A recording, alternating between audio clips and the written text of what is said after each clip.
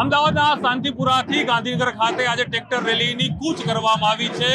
કોંગ્રેસ અને સાથે જે કહી શકાય કે કિસાન કોંગ્રેસ સમિતિના નેજા હેઠળ આખું આંદોલન કરવામાં આવ્યું. જોશો દ્રશ્યની અંદર કે પ્રદેશ પ્રમુખ હોય કે અન્ય જે નેતાઓ છે તે ટ્રેક્ટરના માધ્યમથી આ જે રેલી છે તે હાલ કરી રહ્યા છે. દ્રશ્યોમાં જોવા મળી રહ્યું છે કે લોકો છે જે મોટી સંખ્યામાં જોવા મળી રહ્યા છે અને ખાસ જે મુખ્ય માંગણીઓ છે ખેડૂતોના અધિકાર માટે આ ટ્રેક્ટર રેલીનું આયોજન છે તે કરવામાં આવી રહ્યું છે અને સમગ્ર ગુજરાતમાંથી ખેડૂતો મોટી સંખ્યામાં હાલ અહીં ઉપસ્થિત થયા છે. શાંતિપુરા સર્કલથી ગાંધીનગરના ઓગણજ ખાતે જે કહી શકાય કે એક સામાન્ય સભામાં પરિવર્તિત થશે. સભામાં બાદ એ નિર્ણય લેવામાં આવશે કે આગળ ગાંધીનગર સુધી કૂચ કરવી કે ના કરવી.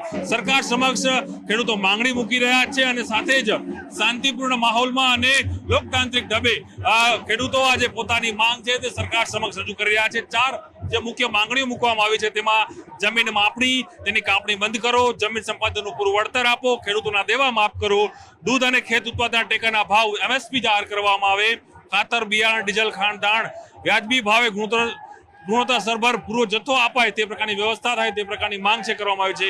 ખેતી પશુપાલન માટે પણ મફત વીજળી મળે તે પ્રકારની માંગ છે તે હાલ કરવામાં આવી રહી છે અને કોંગ્રેસે પણ અલ્ટિમેટમ આપ્યું છે અને ખેડૂતોએ પણ અલ્ટિમેટમ આપ્યું છે કે જો સરકાર અમારી માંગણીઓ નહીં કરે તો આવનારા સમયમાં પણ હજુ આંદોલનો છે ખેડૂતો છે એ કરવાના છે. ખેડૂતો હજુ પણ આગામી સમયમાં અલગ અલગ કાર્યક્રમો જાહેર કરવામાં આવશે. જે રીતે જનસભાઓ હોય કે ખેડૂતોને જાગૃત કરવાના કાર્યક્રમો છે તે પણ કરવામાં આવશે અને તેને લઈને જ જે આંદોલન છે આજે અમદાવાદથી કે જે શાંતિપુરા સર્કલથી ગાંધીનગર તરફ કૂચ કરી રહ્યું છે. ટ્રેક્ટરની અંદર હજારોની સંખ્યામાં ખેડૂતો અને જે કહી શકાય કોંગ્રેસના નેતાઓ છે તે હાલ અહીં આ યાત્રામાં જોવાનું છે સરકાર શું પગલાં લે છે. પરંતુ ચોક્કસ એક નવું રણસિંગુ છે તે ખેડૂતો આજે અહીં મૂકી દીધું છે. ટ્રેક્ટર લાવીને શાંતિપુરાથી આગળ તેઓ જઈ રહ્યા છે. દ્રશ્યોમાં જોવા મળી રહ્યું છે કે કઈ રીતે આ જે વિરોધ છે તે હાલ અહીં કરવામાં આવી રહ્યો છે. દ્રશ્યોમાં જોવા મળી રહ્યું છે કે 1000 થી પણ વધુ જે ટ્રેક્ટરો છે એ શાંતિપુરા ચોકડીથી આજે કહેવામાં આવી રહ્યું છે શાંતિપુરા ચોકડીથી આ તેઓ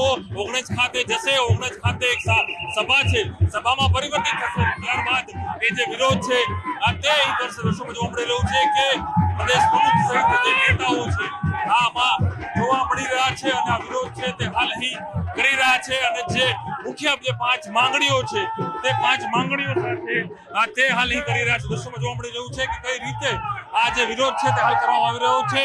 બહુ સ્પષ્ટ MSP નો કાયદો બનાવો, જમીન માપણી રદ કરો, 2013 જમીન સંપાદન મુજબ જ્યાં સંપાદન થાય છે એનું વળતર આપો અને જ્યાં વીજળીના પ્રશ્નો છે ત્યાં પણ 2013 જમીન સંપાદન મુજબ માર્કેટ ભાવનું 4 ગણું વળતર આપો. સરકારે કહ્યું છે કે માત્ર 19 સુધી તમે જશો, આગળ નહીં જઈ શકો. અમે સભાની મંજૂરી ત્યાંની માંગી છે. અમે રેલીની મંજૂરી ક્યાંય એટલા માટે નથી માંગી કે અમે ગુજરાતના ખેડૂતો છીએ, નાનું મોટું ભણેલા છીએ. બંધારણમાં સ્પષ્ટ જોગવાઈઓ છે કે જ્યારે ચૂંટણી ચાલુ હોય ત્યારે મંજૂરીની પ્રક્રિયા આવે. અત્યારે ક્યાંય આચારસંહિતા નથી. અત્યારે કાયદો અને વ્યવસ્થાની જાણ કરવાની હોય અમે સરકારને જાણ કરી છે અને એ મુજબ સરકારને અમે કહ્યું હતું કે અમારી સભા સુધીના સ્થળ સુધી એક પણ ખેડૂતને રોકવામાં ના આવે, એક પણ ટ્રેક્ટરને રોકવામાં ના આવે. તમે જો સહયોગ કરશો તો આગળ અમે પણ વિચારીશું. હવે શું આગળ ભવિષ્યમાં શું? આજે અમે અલ્ટિમેટમ આપવા આવ્યા છીએ. આવેદન નથી, અમારો કોઈ વિરોધ નથી. આજે સરકારને શાનમાં સમજાવવા. જેવી રીતે અમે પહેલા મોરબીથી ચાલુ કરી અને ટંકારાથી ચાલુ કરી અને મોરબી રેલી કરી ત્યારે સરકારને ઈશારો કર્યો હતો કે નહીંતર આ રેલો ગાંધીનગર આવશે. આજે ગાંધીનગર આ રેલો પહોંચે છે. જો સરકાર હજી નહીં સમજે તો આવનારા દિવસોમાં ગાંધી ચિંધ્યા માર્ગે આખા ગુજરાતમાં ખેડૂતોને જાગૃત કરી અને આવનારા દિવસોમાં ગાંધી ચિંધ્યા માર્ગે જ લડાઈ કરીશું, આંદોલન કરીશું. અત્યારે અલ્ટિમેટમ છે, આંદોલન કરીશું અને એ આંદોલન એવું હશે ગાંધીનગરમાં ગુજરાતના ખેડૂતના દીકરા દીકરીઓ આવીને બેસી જશે. સરકારને કહેશું ત્યારે તાકાત હોય ત્યારે લગાવજો.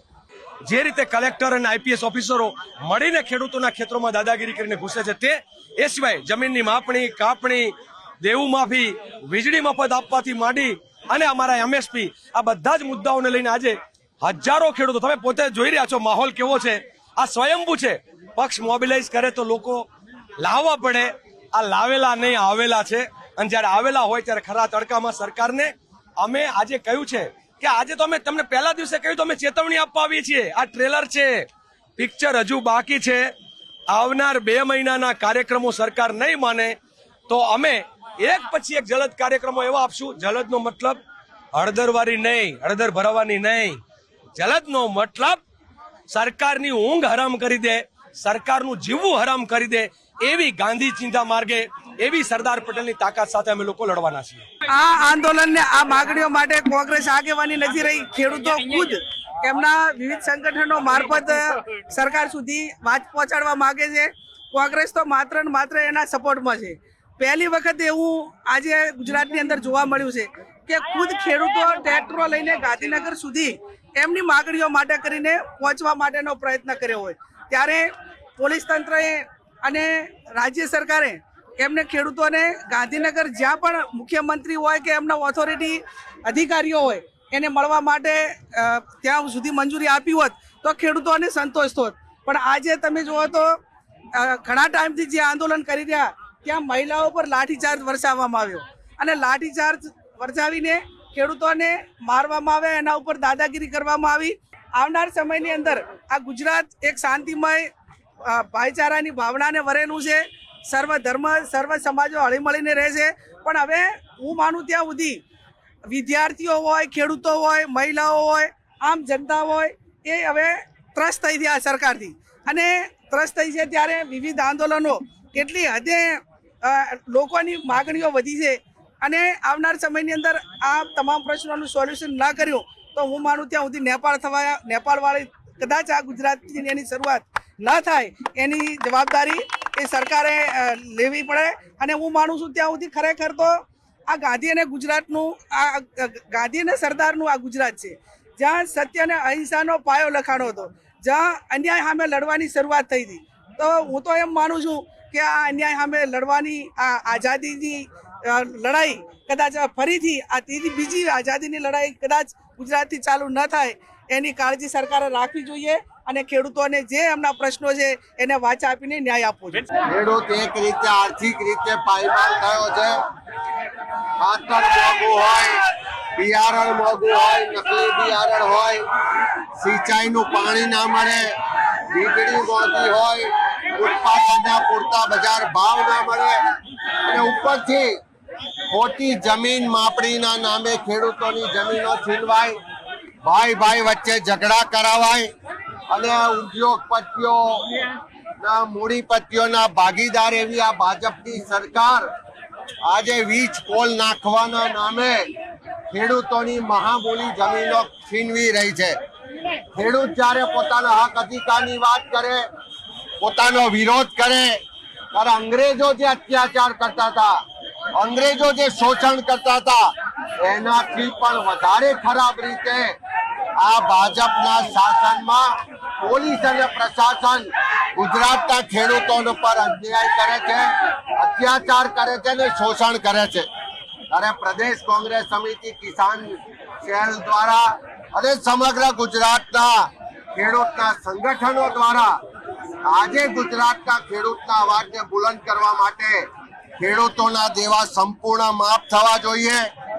ખેડૂતોના ખેતરમાં જે વીજ પોલ નાખવામાં આવે છે એ ખેડૂતોની સંમતિ વગર, પૂરા વળતર વગર ના નાખવામાં આવે. પોલીસ અને પ્રશાસન દ્વારા જે ખેડૂતો પર અત્યાચાર થાય છે બંધ કરવામાં આવે, ખોટી જમીન માપણી તાત્કાલિક રદ કરવામાં આવે અને ખાતર અને બિયારણ સસ્તું ને સારી રીતે મળી રહે એ માગણીઓ સાથે ગાંધીનગરની કૂચ છે.